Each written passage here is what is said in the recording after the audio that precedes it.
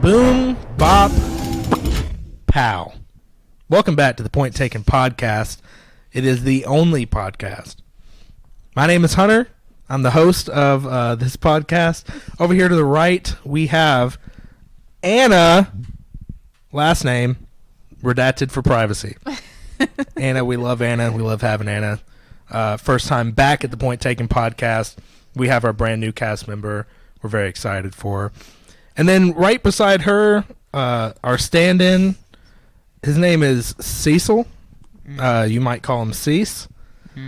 That's about all you need to know of Cecil. Say hi to the people. How are you doing? How you doing? Today, we're going to be talking about leaving the church. What does that look like? When is that called for? When is it uncalled for? What standards need to be met in your mind before you just say, before it's okay to say, okay, let's go ahead and make an exodus. Okay. But before we get to that, guys, let's do a little ice-breaking warm-up question. What was the most difficult thing you had to do this week? Anna? Taking care of my 6-week-old. I wanted to throw him into a wall this week. Oh. I love him so much. I mean, that's just so fast to already be... I mean, you come back to me when you have a 6-week-old because what happened, it was a rough day. He was only taking like 30-minute naps. Usually he takes like 1.5 to 3-hour naps, and so I can get naps in and, you know, be productive. He was taking 30-minute naps like every couple of hours, so I was getting really tired and cranky. And then he peed on me twice. The second time he peed on me, he peed all down the wall. Oh, and I just the same wall. I'm like, dang it. And I'm like, you know what, Anna? No, you can't be mad at him. He's a baby. He is incontinent. He cannot control anything. And baby, I was changing. He's worthless. Well, and then I was changing his diaper, and then he smiled at me, and I was just like, I'm not mad anymore. But yeah, that was, it was that hard. smile wasn't genuine. That smile was, I'm playing No, you. but it's still precious. That was him trying to pee on you a third time. Oh my gosh, I would have He lost said, it. if I had an ounce more. I would pee all over you. It would be over. That's tough. For me, probably just be, I'm learning a new software for my senior project. So it's like a CFD fluid analysis software. So that. CFDs. CFDs are so hard, guys. You guys don't know what that is, but the people who do know what that is, CFD, that's like, y'all don't get it, but I get it.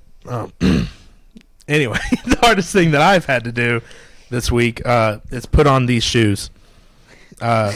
Easily by far the most difficult thing I've had to do in the entire week, this 7-day period, is to put on this pair of shoes. I don't know if you guys know about this. These are Vans, and they're high. I don't know if this is considered high top. Probably, yeah. Kind of. Yeah.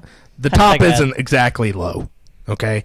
And putting these things on is a violent exercise of patience, tenacity, endurance, and will. And that took, I'm not lying, that took a solid 10 minutes of my morning. That took a solid 10 minutes of my morning. They look good. Yeah. Thanks. Yeah. But they're brand new, gifted to me by a dear friend. But yeah, it was. Really? Yeah. You have a friend that's a deer. Well, he's a buck. My dear. Thanks, Dad. Thanks for joining us on this podcast, Dad. But yeah, that was easily, I don't know what kind of weeks anybody who might be listening or watching this had, but it will not top the difficulty that I had putting on these shoes. Big facts. Yeah, big facts. The first time I put it on, I was in a full suit, and it just didn't work out. It was really difficult. But anyway, guys, let's go ahead and get right into it. A conversation that is sure to be easier than putting these shoes on. Leaving the church. All right. We hear it a lot. We said, oh, I left this church for this reason, left the church for that reason. So we're talking about leaving a local body. Yeah. Okay. Not like leaving the church. Yeah, okay. Just for clarification, the church is the church, as in the church is the body of believers. It's not a building. It's not, one group of people. If you believe in Jesus Christ and you are a born again believer, you are part of the church, singular, the church. So leaving the church is not really an option, right? If you leave the church, then you were never really a part of it. Right. We're talking about your local body. You went forward, said, hey, I'm going to join. I'm becoming a member. That's a commitment. That's that addition into that, community and that family. And so what does it take for you to leave that and be correct for doing it? What are our thoughts? Okay.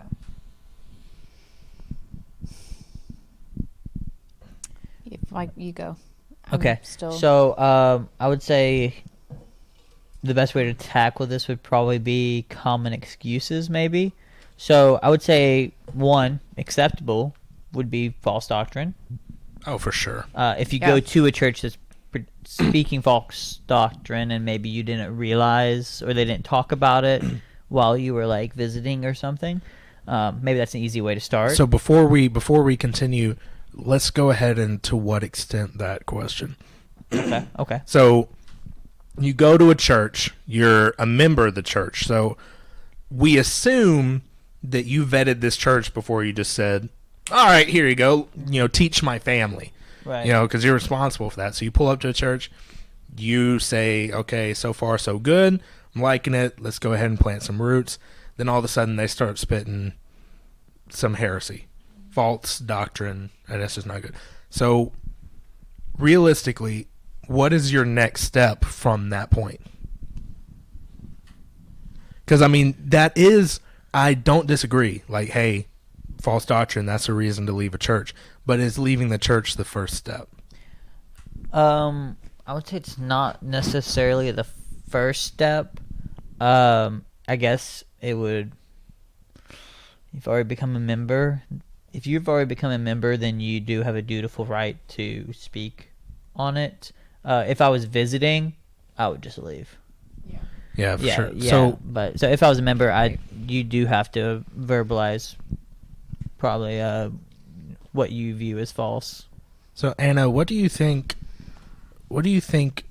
is owed to a church family? So it's like I belong to this church and they're spitting heresy.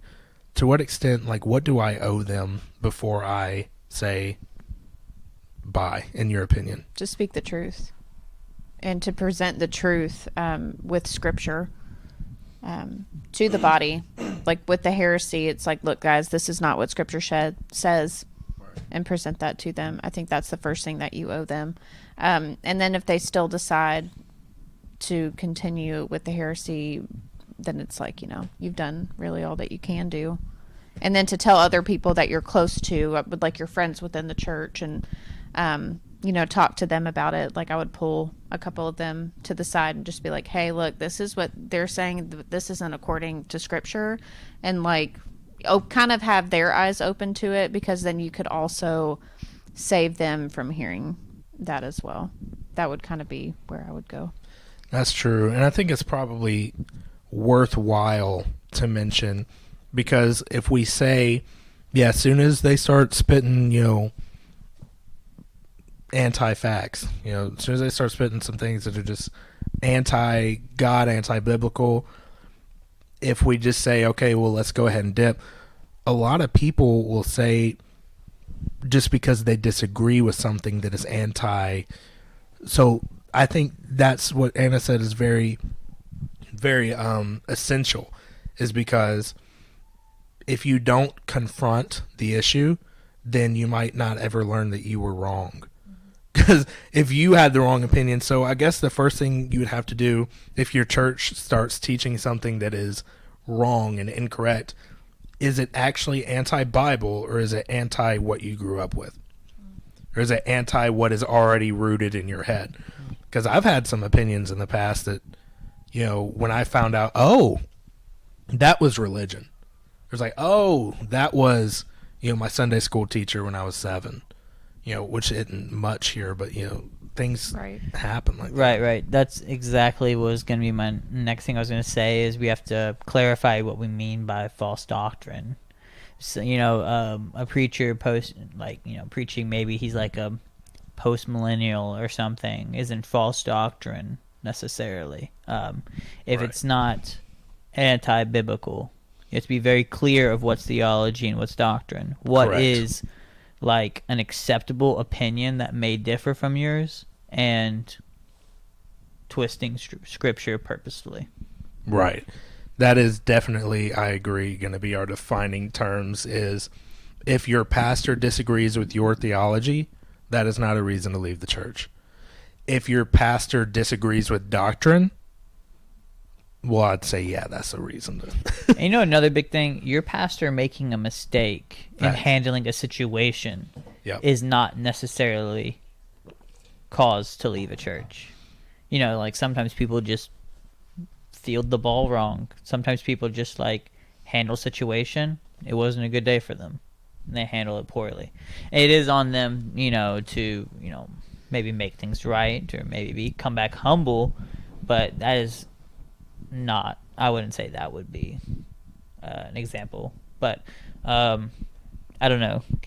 Would be another common excuse, because that would kind of be the second one, is that the pastor said something mean or didn't field something well. You hurt my feelings. I would say one of the other ones, and this actually happened to my husband and I a handful of years ago. We actually thought about leaving this church. I know. Wow. Can you believe it? It was because Heretics. we did not agree. And, we're like big money people. We save and like we handle our money really well. Like we want to be able to handle our money well so we can help others. And the way that the church was spending their money at the time did not reflect on how we thought it should be spent responsibly, because we were always in the red. And my husband and I hate that. Like we hate debt. We don't want to have anything to do with it, but we understand when you have like a big or a large entity like this, things happen. So we disagreed with how that happened, and we actually had a big discussion about it. And it was over a camping trip, and he's just like, I disagree with that. But I'm like, yeah, but that's no reason for us to leave. Like we can voice our opinion as a part of the family of our local body, and be like, hey, these are our concerns with this. And I was like, and then if they vote against us, they vote against us. Like our opinion was heard, and not everyone's going to have the same opinion. You know how money is with like any type of relationship anyway, but not everyone's going to have the same opinion.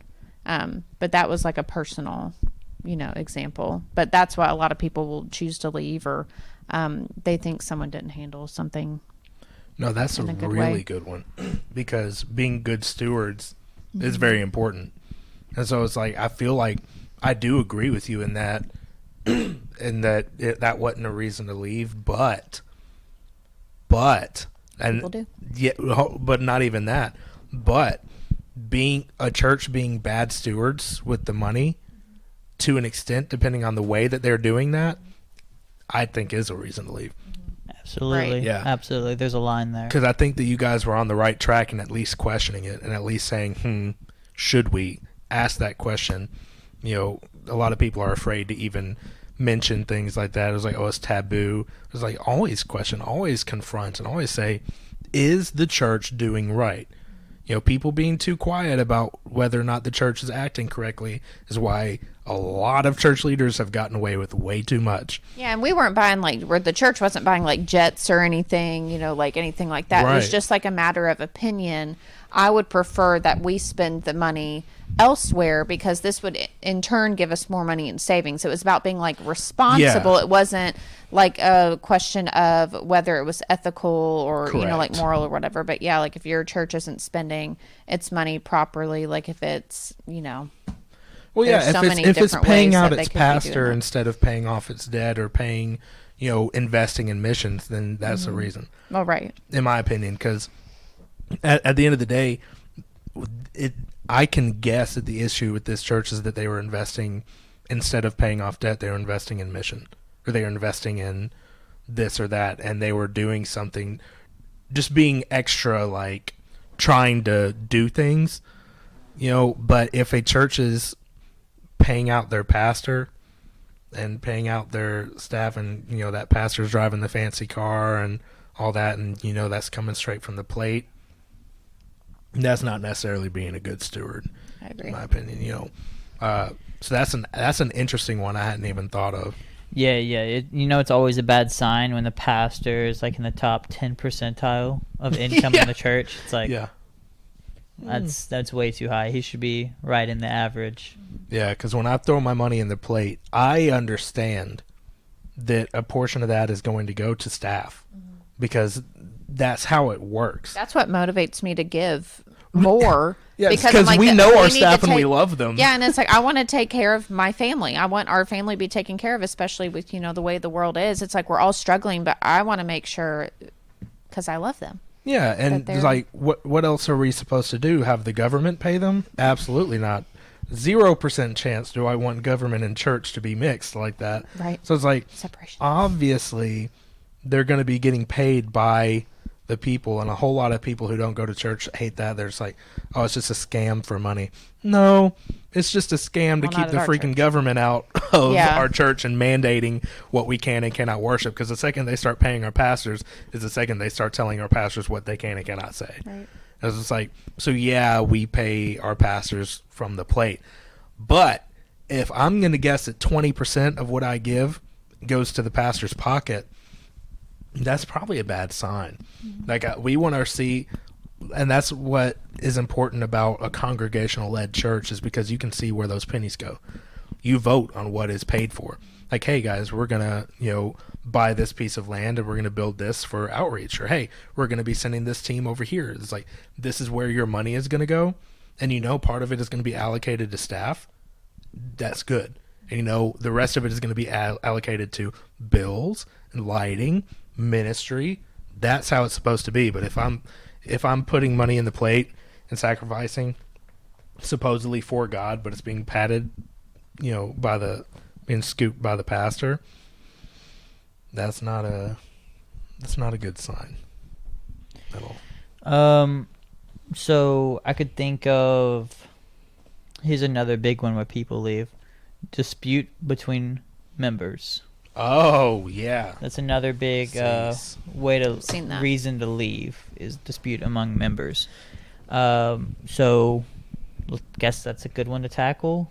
that's a great one to tackle, and I think I've seen it within this church. yeah, and I've got a hot take on that. Okay. I I've love got a hot hot take on takes. that. Go. I absolutely love them. A lot of the time, it's a failure of the church. Oh, not even the person. And now it's also a failure of the person, but it's a failure of the church. So let's look at this biblically. Okay. If I were to ask the two of you, let's say that me and our camera guy, Seth, or our technical guy, Lowell, let's say that the three of us get in a big old fight. And I just can't, we don't see eye to eye. There's a lot of bitterness. There's a lot of anger between the three of us. Biblically, what would you guys advise me to do? So do you have a problem with them, or they have a problem with you? Either way. Vice versa. Talk about it. Doesn't Facts. work. Mediator doesn't work. Correct. I was about to say that's So- according to scripture. Correct. What Yeah, Cecil is quoting agree. is Matthew, and we're talking about if you have a problem with somebody, right, you go and speak to them. Mano y mano. That's step number one. There are 3 steps, by the way. Step number 1, you go up and talk to them. So I go up and I'll talk to Lowell, and I'll say, Lowell, I do not like the way that you did this, and this is how it made me feel, whatever. Let's go ahead and squash this beef. Lowell says, screw you, Hunter. Your mom is fat and I don't like you. Then I'll say, okay. Lowell's laughing like, Nice. Lowell would never say that. Lowell's You would the come best. up with something more All right. articulate. I would never get in a fight with Lowell because I would just be in the wrong. But let's say he did that, then I would leave and I would grab, Anna, and I would say, okay, now I'd go to Lowell again and say, hey, we're going to bring a mediator into this and we're going to talk about it. We are going to squash this beef. Lowell says, her mom's fat. I don't like either of you. No. I was like, okay. Then we're going to bring it before the church. And that's when we get the big dogs in. We say, okay, we're going to present it to the church. Here's the beef the aforementioned beef. We tried to squash it mano a mano. We tried to squash it with a mediator. He's, insulted both of our mothers by that point multiple times. It's just not working out. What do you have to say, Lowell? And then Lowell says, every mother in this congregation is overweight. Is overweight. And he's not a big fan of it. Then the church says, bye. That's the step. Mm-hmm. That is the step. Jesus said, cut the thorn from the grapevine. That thing is going to strangle your fruit. Okay? He's saying we get rid of, and how the people would say it today, if this were on TikTok, we'd say, cut the toxic people out of your life. Right? For your own mental health. For your own mental health. That's what Jesus said. In more or less words, he said, cut them out. Because this person, is obviously has an issue with your mom, and your mom. So it's like, goodbye. Because at that point, it's a poison. So sometimes I feel, this is not every time, it's not even close to every time, but sometimes I feel that people have beef with each other and then just decide to leave. Because they don't want to confront the issue. Because they don't want to confront. But I'll say the time where I said sometimes it's the church's fault, it's because the church won't confront it. You try and get a mediator and they say, oh, I don't want to, that's not my business. Like, I don't want to be involved in that. Yeah, that's not my business, but tell me all about it because I'm going to go home and I'm going to tell my friends, and then I'm going to come over here and say, like, oh, did you hear about, Cease and Seth? It's like, this whack is crazy. I was like, you want to gossip about it more than you want to insert yourself and mediate. Oh, absolutely. Because I don't know if it's either fear or ignorance of your responsibility. But I can be completely uninvolved, and yet it is still my responsibility when one brother comes up to me and says, bro, I've got this beef. I can't squash it. Mediate. Honestly, that's great what you just did, because your example was you, Lowell, and Seth. And then when you were talking about your rumor that you were spreading, it was me and Seth. Yeah. Which is honestly, ironically true. That's how, accurate the things you hear are. Mm-hmm. It's just people don't know anything that happens once you're told. It's the telephone game, man. Yeah, it really is. So honestly, that was kind of ironically funny. And as a side point, I think it's really funny how the telephone game works. And Brother Jeff was talking about how the original transcripts from Scripture was passed down over thousands of years. And it's been the same thing, said the exact same thing over time for all that time. Mm-hmm. But I can't even remember who I just said was exactly.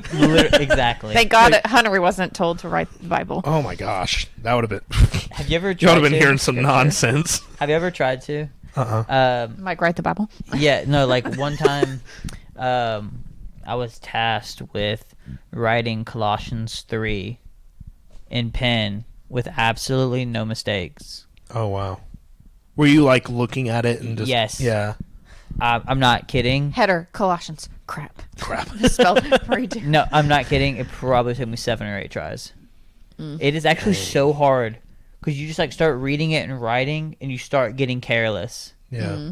Even though you think you're not. And once you mess up, you have to, burn everything or just throw it away. Who made you do that? Was it school or your dad? School. Okay. That's interesting. That's cool. I like that. Yeah, it was actually much more difficult than you would think. Yeah. Incredibly difficult not to make a simple mistake. Like punctuation, yeah. Yeah. Anything.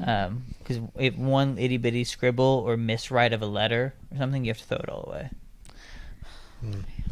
Yeah. Well, anyway. That would drive me insane. So back to beef. Back to leaving the church over beef. What are you thinking?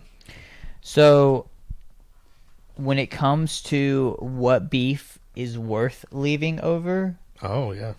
What beef is worth leaving over. I wouldn't say there's a good example or a good reason that interference between two members should lead to an exit of one of them, other than their pride is too high and poor leadership is going to be at fault in one of the or both of those cases. It's most likely going to be the issue.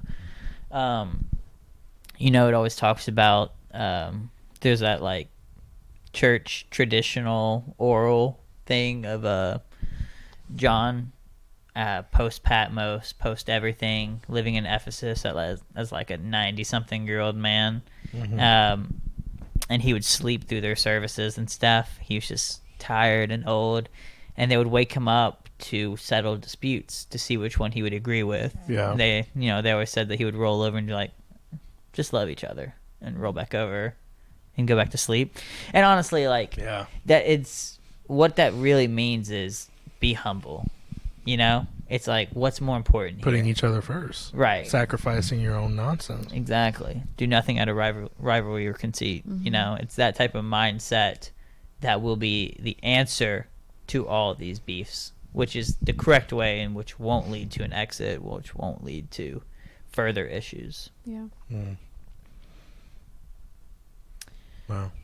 What is there any other like big common reasons why people leave other than like the fog machine malfunctioned one Sunday or something? Yeah, I mean, you do. People will leave over Music. Big one. That's a big one. Yes. Yeah, and that's a big one. Oh, nobody reached out to me. Oh, yeah. Well, that's Nobody big. said Nobody said hi hey when to I me. came in the door. That's a big visitor one. We're talking about members. It's like, because these people, they're wanting to walk into the church with some guy in a suit at the front door. It's like, hi, how are you doing? So How you good to doing see you. It's today? like, God hey, bless bro, you. like, when you go, I don't know how some of y'all's families are. When you go to, like, a family event and everybody's gathered there, does everybody stop what they're doing when you walk in the door? I mean, some families are, but it's like mine. No. It's like, oh, hey, what's up? You know, cool. Or you go and you talk to your Yeah. family, and then they say, oh, hey, welcome. Yeah. But I was just like, if you expect, like, this red much, carpet. like, the red carpet, and it was Yeah. like, but, and then I'll say, all I wanted was a hi and a welcome. I was like, well, I don't, go give us a Yelp review. I was like, it's not like we're not trying to earn your business. Like we're not here trying to earn your business. We're here trying to help, give you love, give you accountability, and we're trying to be the church, and like we will be your family, and we want you here, and we like it's all that. But like to complain that we don't have a door greeter every Sunday, it's a Honestly, little extra. yeah. So like my next I heard when you were talking about that, because those people who's like, and yeah, our pastor makes fun of them all the time, but the how's your children's program type of people, Yeah, they're like, we're not here to serve. Yeah, like what can you offer? We're me? What do you here have for- to to offer? be served. To be served, and we want a country club. You know, like Yeah. we want like a daycare The for our kids. $5 experience. What can you Exactly. offer me? Not what Right. can I offer you? The correct is, what ministries do y'all currently have that I can help in, or do y'all need a ministry started with a skill and talent that I've been given? Yeah. Do you want to know how you have a healthy mindset when looking for a new church? When you show up to a church and they don't have a door greeter, the unhealthy mindset would be, why don't they have a door greeter? This is not the church for me. The healthy mindset would be, they don't have a door greeter. Maybe that's a way that I can help this church.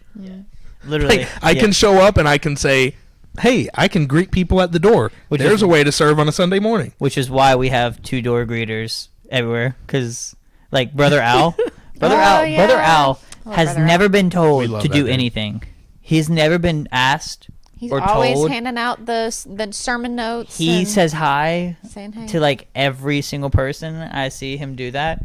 He pulled up, he saw that that's not something we do, and he said, Literally, okay, I got it. Literally, he just started doing it. He didn't complain and I say, didn't know that. oh, this church, they snooty. He showed up and he started doing it. This is a place that I can serve. Yeah. Yeah, Yeah, because exactly. his mind was not how can I be served, is how can I serve. And if that's not your mindset in a church, you have no business in complaining and leaving one. Yeah. Because it's like, well, have you tried to better it? No. Okay. Well, then you're just going to go and worsen your next church too. Yeah. Exactly. It's like, I don't know what to tell you, dude. It's like, So on music, yeah. So, okay, I see both sides here, but one is definitely stronger than the other in my mind. You have the idea that emotional music helps me connect with God more, and that's a fun thought. but it's not true. Correct. It just is not true. It may make you feel like you should worship when they sound really good, and it does say in the Bible that you should try to be good at music if you're going to do it for Right. worship. You should be good at it. Counterpoint, worship isn't always singing, and it is something from the heart. So Right. I It's suck at praise singing. and worship. Right. I suck at singing, but it affects my ability to worship 0%. But I do not go on stage and do it because it sounds bad. Yeah, and it would be a because- distraction to people to hear a dying I'm like, cat. oh my gosh, Yeah. get off the stage. You're like, Because I cannot tell you how many times that's happened before where somebody, granted, kudos to getting up on stage and do whatever. I'm like, honey, I'm like, Just know what's I up. can't focus on anything else. We need help in the nursery. It's their turn to sing. Yeah. It's like they're in the second verse of their song, just like, emergency, emergency, we need you to take out the to trash. help. Please, please, it's overflowing. There's no one else.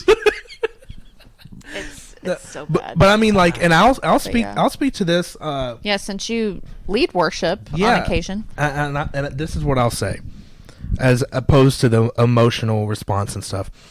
I am careful not to demonize the emotional response, and here's why.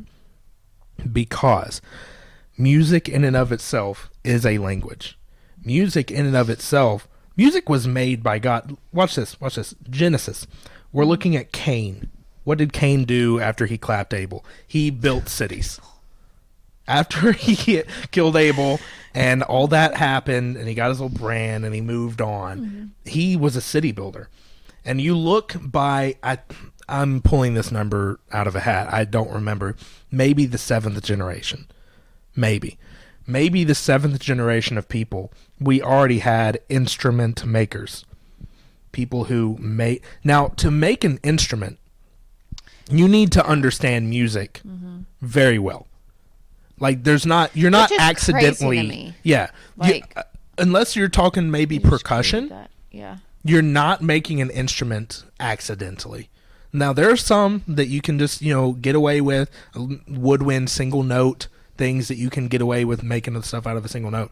But to make a full-fledged instrument, that's not a uneducated Well, you have to get task. the pitch and like acoustic, like all of that. So the question Yeah. here is, how is it that you can understand music, and if you know anything about music and what it does, it's a lot. So how is it that you go from scratch, ground zero, all the way up to, and I'm saying it's generous to say it made it all the way to 7 generations, but to making an instrument in the 7th generation of humankind? Well, the same way that Cain, the third, he was the older brother, right? Yes. I Yeah. can't even remember. I think he was. Even not third or fourth human being ever to exist had the capacity to build a city and to like Develop construction and develop and all that. It goes to show that God, Adam, and Eve weren't just frolicking through flowers while they were walking through the Garden of Eden. They were working. God was telling them lots of things, like, here's how this works, here's how this works, this is what this is. I strongly believe music was a part of that. And that's what I go off on, is that because very soon after the creation of mankind, people were building instruments. And to do that, you have to have a pretty solid understanding of what that means to go from scratch to building that. So you look at that, and you also look at the effects of creation to music. You can play music to a plant and get reactions from the plant. You don't do that from talking to it Right. in any language. You do that from playing. You don't have to have words at all. It is simply the sound of music doing the notes correct way can make a plant respond. Music is something that God gave and created, and something that God responds to, because he's to sing and praise to God and to glorify him is something that he does over us. I mean, so when we say, you're not looking for the emotional response, that's true. But you also should be trying to invoke it. You also should be trying to use music the way that God made it, because it invokes response. That's the point of music. If you listen to a song and you don't feel and you don't have a response given to it, then there's a disconnect. That music is not being used the way it's supposed to. So while you should not need or rely on that, you should be able to worship, to his point, without that. There should be able to be somebody on the stage or somebody in a house, because we're not always going to get the pleasure of being on a stage and stuff. There's going to be a time somebody's just going to sing, I love you, Lord, and they might sound a little off, and there's not a orchestra in the back, and there's not a choir, and you should be able to praise God wholly and fully. But we don't need to run away from the setting and the full effect the music can bring and should bring, as far as doing it to the best of our ability. Agreed. Wholeheartedly agreed. That was well said. Thank you so much, dude. I've been forming that argument for a while. Been thinking about that for a bit. But yeah, leaving the church over music is whack. Whack. Let me just say this. All that said, I cannot, and please, if you can, just right here in my mind right now, I cannot think of a reason where leaving the church due to music is ever justified. Ooh. Even if you're about to say, they say the word evolution and Hillsong or anything like that. I wasn't gonna say that. I wasn't gonna say that. That one's hard for me, but I wasn't gonna say that. But is it Mike Winger? He's a YouTuber. He's a pastor. He does like 20 questions like every Friday, whatever. Look him up. He's awesome. But he did a video within like the last 6 months to a year on this one church who was singing this worship song on a Sunday morning, and they replaced it with she instead of he, like talking about God. And then there was something else that was like talking about Grande crap. It was talking about like Mother Nature and stuff, and like singing the song of Mother. It was like something beyond, and I'm like, that would for me would be a reason to leave the church, because it's like heresy within a song. You go. Okay, so that would be two things for me. One, 100% chance they have doctrine issues, so that would that would go to that. That's not the music problem. That is a but usually the music is before the preaching. But the music is allowed. Well, that's true. We're talking about member, not just. We're talking about membership here. So to leave a church, you should always see that doctrine. But the music will sometimes tell you the doctrine of the church. And then also, I will say the same thing, the King James Bible worship song. Yeah. Same thing. That's a doctrine issue. It's good enough for me. Yeah. It talks about if it's good enough for Paul, it's good enough for me. It's but like how illogical can you be? That's something to talk to your pastor before you leave. Like, hey, and give that chance, because like Anna said earlier, that is what you owe. If you are a member, you owe it to at least say, hey, you're not spitting truth here. Yeah, but what if you are a new believer as well as a new member into the church, and you're just ignorant, like you just don't know? I would tell that person that Paul didn't speak 1611 English. So if it's not good enough for Paul because he didn't know what the term English meant, because it wasn't a freaking language yet. Yeah. Facts, dude. But yeah, because it doesn't matter. This is what's unfortunate. It is unfortunate to be a baby Christian in a church that is not standing strong biblically on a biblical foundation. And one thing too is, as a believer, even to this day, like some things that our pastors preach, it's not that I doubt them, but I question. Absolutely. And it's like, question everything, no matter what. Like, especially as a new believer, question everything. There should never be a time where you look at a pastor. You're not going to know everything. And just assume that everything they say will be right. Yeah, because there's some, like I said, there's some things that I'm just like, I don't really know. And so I've gone and looked it up, and then I've talked to other people. Like I've asked other wise people about a particular thing, and I'm like, what is the biblical stance on that? And they'll tell me, and I'm like, okay. If your pastor isn't backing it up by scripture, then right, exactly. Well, just like Paul says, I cannot remember what church he says. He goes, if anybody, I don't care if it's an angel from heaven, comes down and tells you something that's contrary to this book.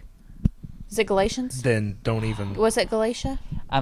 because maybe Galatia, because they had a lot of issues with I think false it was. teachers. I think they had a lot was. of issues with false teachers in general. So it may have been that he was double downing on that.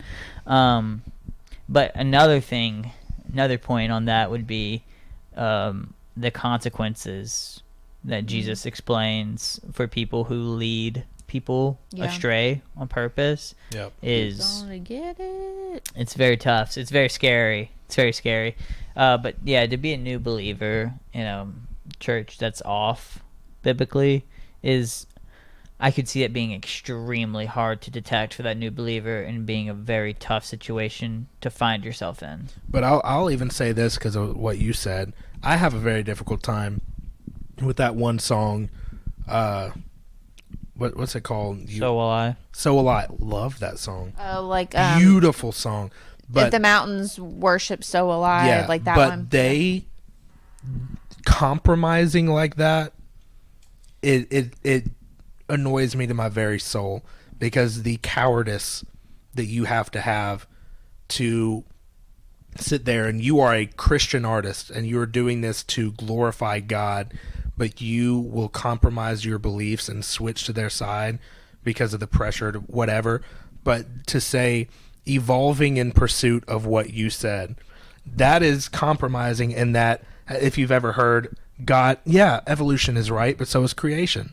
God made evolution. They can't both. No, he didn't. They can't both. They can't coexist. Correct. That's like no, he didn't. He did not. So it's like adaptation. Right. So it's like that. The only evolution that is real is societal evolution, in that we once were, didn't have central heating and air. Now we do. Praise God. We once didn't have these laws and these rules. Hey, now we do. That is evolution, in that we were once at this place, and over time we have grown to be at another place because of stockpiling of information and teaching passed down through generations. Right. That's obvious. That's not up for debate. That's not some people believe in this, some people don't. If you think that people were driving Teslas in 500 BC, you have a mental issue and you need to be speaking to somebody. That's basic knowledge. But there is the creatures evolving in pursuit of what you said. No, they didn't. No, they didn't. Mm-hmm. So I was like, that upsets me. And if a church is unwilling to, and if they're singing that and teaching that, and they're unwilling to hear that, then that's where I have a big trouble. Like, because I'm not singing that. Yeah. 0% am I singing that to my God and saying I'm compromising. I'm going with the flow. I'm letting them lie, and I'm all about it. Like, So, to anybody who may not understand, that's 5 seconds, I can explain to you why evolution cannot coincide with the Bible. Word. It's just 2 verses. Matthew 5:12 and, Matthew 5:12 and Genesis 1:31. Okay? So, a system like evolution only works based on the death of billions of creatures to before humans were on earth. And the idea that in Matthew 5:12 death entered the world only post Adamic sin, post the sin and fall of Adam. So how do you have a system built upon the death of species when death can only start to enter the equation post the fall of humankind?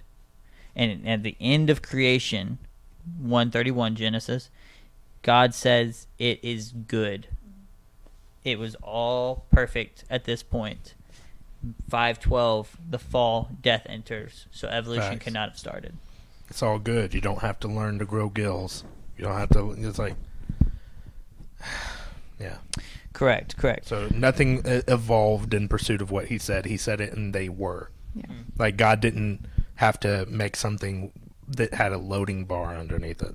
It's like, okay, I'm gonna make this penguin, but it's buffering. Like, you're gonna be a penguin in a couple million years. That's a fact. But I can't do it now. Yeah. And no, that's the only thing God waited on is dispersing certain information.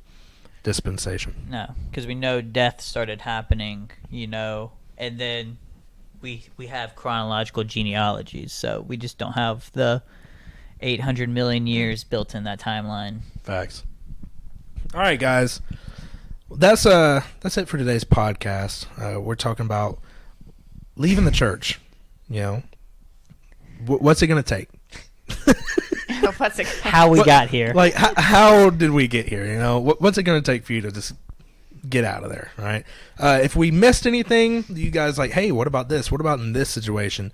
Let us know. We got listenpointtaken@gmail.com. Send us an email, listenpointtaken@gmail.com. We're also on Instagram at PointTaken Podcast. Send us a DM. Comment on the YouTube post. Comment on the YouTube page, dude. Just let us know. Like, hey, what about this? You know, my pastor cheated on his wife. What do we say about this? Yeet. Just let us. What'd she say? Yeet. On that note, She's a mom. she's a mom. She said, "Oh, Pastor cheated." All right. Just let us know. What do you want us to talk about? What do you like? What do you not like? Just drop it in there. But until then, deuces. Make sure we edit that out. I need people to not realize how short I am.